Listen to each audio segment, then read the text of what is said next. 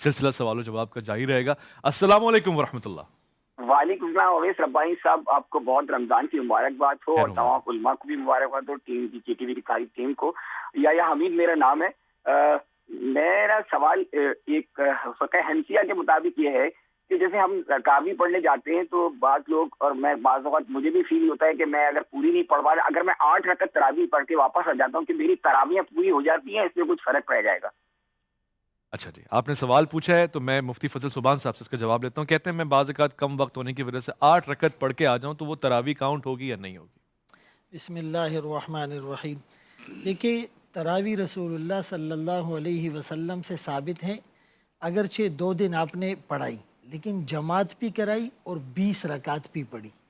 پھر حضرت عمر رضی اللہ عنہ نے صحابہ اکرام رضی اللہ عنہ کے اجماع سے اور ان کے اتفاق سے سب کو ابی بن کعب رضی اللہ عنہ کی قرات پر اور تراویح پر جمع کیا، اور رسول اللہ صلی اللہ علیہ وسلم نے تیسرے دن اس لیے نہیں پڑھائی کہ مجھے اندیشہ ہے کہ تم پہ فرض کر دی جائے گی۔ تو حضرت عمر رضی اللہ عنہ کے دور میں تو وہ علت باقی نہ رہی، لہٰذا انہوں نے امت کو جمع کیا، اور جیسے رسول اللہ صلی اللہ علیہ وسلم کی اتباع کو ہم پہ لازم قرار دیا گیا، تو علیکم بسنتی و سنت الخلفاء الراشدین المہدیین، تو خلفاء راشدین مہدیین کی اتباع اور فالو کرنے کا حکم بھی رسول اللہ صلی اللہ علیہ وسلم نے دیا ہے۔ اور معجم طبرانی اور بہقی کے سنن الکبریٰ اور اس طرح مختلف جو حدیث کی کتابوں میں روایات ملتی ہیں، عبداللہ ابن عباس رضی اللہ عنہما نے 2 جگہ روایت کیا،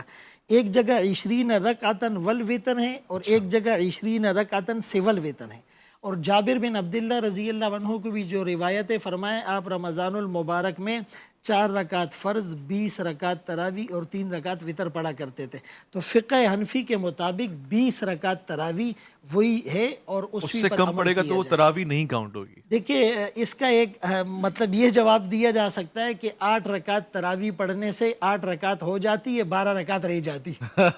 قاری صاحب اس پہ بھی آپ بھی روشن ڈالتے ہیں، وہ بچہ کہہ رہا تھا یاہیا۔ پچھلے سوالوں میں ایک سوال رہ گیا ہے جو وہ اس پہ بھی آپ توجہ 2-3 تو سوال اکٹھے سن لیے نا، تو پھر ایک وہ تھا کہ آیا روزے کی حالت میں غسل کر سکتے ہیں یا نہیں؟ غسل کر سکتے ہیں، بالکل ٹھیک۔ بالکل اس کا جواب ہے روزے کی حالت میں غسل ہو سکتا ہے۔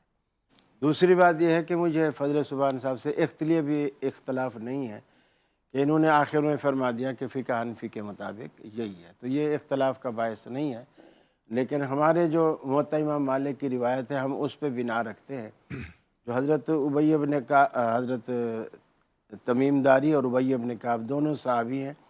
عبد الرحمن بن عوف رضی اللہ تعالیٰ عنہ اور حضرت عمر فاروق کے دور خلافت میں ان کے ساتھ مدینے کا گشت کر رہے تھے رات کو، مسجد نبوی کے پاس آئے تو لوگ الگ الگ تراویح پڑھ رہے تھے، تو انہوں نے دیکھا کہ لوگ الگ الگ پڑھ رہے ہیں۔ اچھا، الگ الگ پڑھنا بھی رسول اللہ کے حکم سے تھا، رسول اللہ کا حکم کی جو منشا تھی وہ الگ الگ پڑھانا نہیں تھا، کیونکہ منشا آپ نے ظاہر کر دی تھی کہ اللہ تعالیٰ کو تمہارا مل کر نماز پڑھنا پسند ہے، اور میں اس لیے تمہیں جدا کر رہا ہوں تاکہ اللہ تم پر اپنی یہ پسند کو فرض نہ کر دے اور پھر تم اسے نبھا نہ سکو۔